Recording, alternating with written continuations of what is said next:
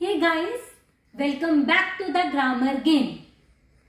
Friends, एक word है पहुंचना, जिसको आप इंग्लिश में आराम से ट्रांसलेट कर सकते हैं रीच या फिर अराइव लगा के।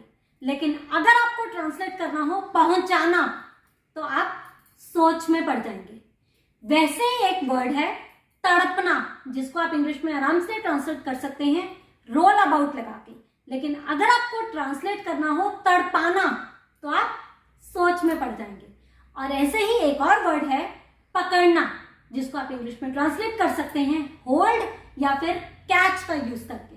लेकिन अगर आपको बनाना हो, ट्रांसलेट करना हो पकड़ाना, तो फिर से आपका सिर घूम जाएगा। आज ऐसे ही कुछ वर्ड्स को इंग्लिश में कैसे ट्रांसलेट करते हैं इसको हम समझेंगे। सबसे पहले बात करते हैं पहुंचना। पहुंचना के लिए जिस इंग्लिश वर्ड का यूज किया जाता है वो है या तो रीच या फिर अराइव। एग्जाम्पल, मैं 10 मिनट में अपने ऑफिस पहुंच रही हूं। I am reaching my office with in 10 minutes. Train कितने बजे पहुंचती है? At what time does the train arrive? Friends, arrive word का यूज हम ट्रेन्स या फिर फ्लाइट्स के लिए करते हैं और रीच वर्ड हम पहुंचने के लिए यूज करते ही हैं, ये आपको पता ही है। अब हम बात करते हैं पहुंचाने की। तो पहुंचाना के लिए जिस इंग्लिश वर्ड का यूज किया जाता है वो है कन्वे। क्या वर्ड है? कन्वे। एग्जाम्पल से और अच्छे से समझते हैं। कृपया अपने माता पिता तक मेरा संदेशा पहुंचा देना। Please convey my message to your parents. Please convey my message to your parents.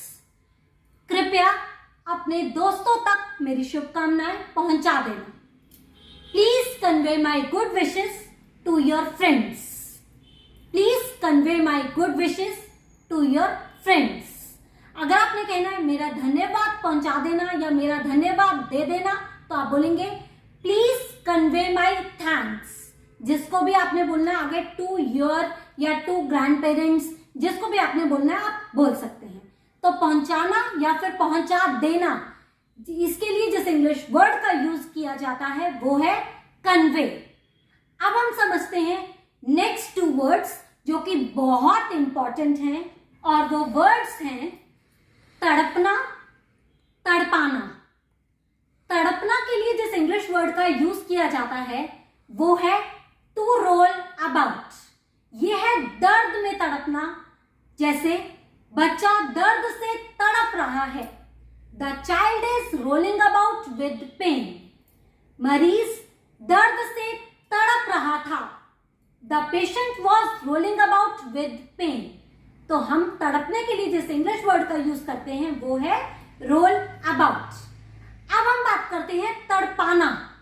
तड़पाने के लिए कौन से इंग्लिश वर्ड का यूज किया जाता है, क्या आप जानते हैं? मैं बताती हूं।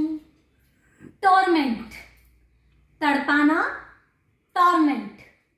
प्यार सबको तड़पाता है। Love torments everyone. तुम मुझे इतना क्यों तड़पाते हो? Why do you torment me this much? मैं तुम्हें तड़पाना नहीं चाहती थी। I did not want to torment you. तो तड़पाना, टॉर्मेंट। तड़पाना, टॉर्मेंट। हमारे अगले 2 सबसे ज्यादा इंपॉर्टेंट वर्ड्स हैं पकड़ना और पकड़ाना। तो पकड़ना के लिए हम यूज करते हैं कैच या फिर होल्ड का। अब कहां पर कैच का यूज करेंगे और कहां पर होल्ड का, पहले तो ये समझ लेते हैं। कोई भी ऑब्जेक्ट जब बड़ी तेजी से, बड़ी स्पीड में हमारे पास आए तब हम यूज करते हैं कैच का। जैसे और बॉल को पकड़ो, बॉल को पकड़ो, कैच द बॉल। और कोई भी ऑब्जेक्ट जब स्टेबल हो यानी कि स्थिर हो और उसको पकड़ने की बात हो रही हो तब हम यूज करते हैं होल्ड का। जैसे मेरा हाथ पकड़ो, होल्ड माई हैंड। मेरा मोबाइल पकड़ो, होल्ड माई मोबाइल। तो ये तो बात हो गई पकड़ने की। अब हम समझते हैं पकड़ाना। पकड़ाना के लिए जिस इंग्लिश वर्ड का यूज किया जाता है वो है हैंड ओवर। क्या है? Hand over. एग्जाम्पल से और अच्छे से समझ लेते हैं।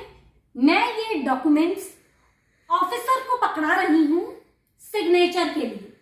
I am handing over documents to the officer for signature. यह पत्र आपकी सहेली को पकड़ाया गया था. यह है पैसिव वॉइस का sentence. This letter was handed over to your friend. This letter was handed over to your friend. तो फ्रेंड्स, पकड़ाना के लिए जिस इंग्लिश वर्ड का यूज किया जाता है वो है हैंड ओवर. तो फ्रेंड्स, अब बारी है आपकी प्रैक्टिस की, आपके प्रैक्टिस के सेंटेंसेस की. तो आपके सेंटेंसेस हैं, कृपया मेरा धन्यवाद अपने भाई तक पहुंचा देना. ये फाइल टीचर को पकड़ा देना.